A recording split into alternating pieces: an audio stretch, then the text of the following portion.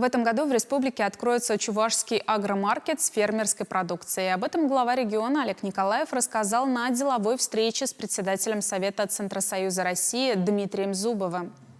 Первый фермерский агромаркет с ресторанным двориком и местами для презентации и продажи товаров местных сельхозпроизводителей должен открыться в столице Чувашии до конца года.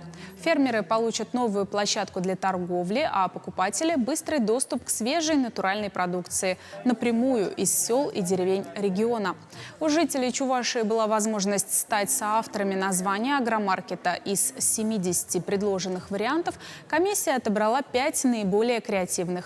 Голосование завершается сегодня в 21 час на портале «Народный контроль» и в соцсетях регионального Минсельхоза. Уже с большим отрывом лидирует чувашское название «Пехеть», что в переводе на русский язык означает «изобилие, достаток, богатство».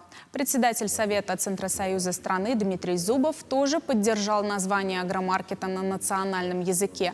Так чувашские продукты будут узнавать далеко за пределами региона. В чем интерес, когда слово непонятно? Ну, называли и называли, точкой никто не спросит.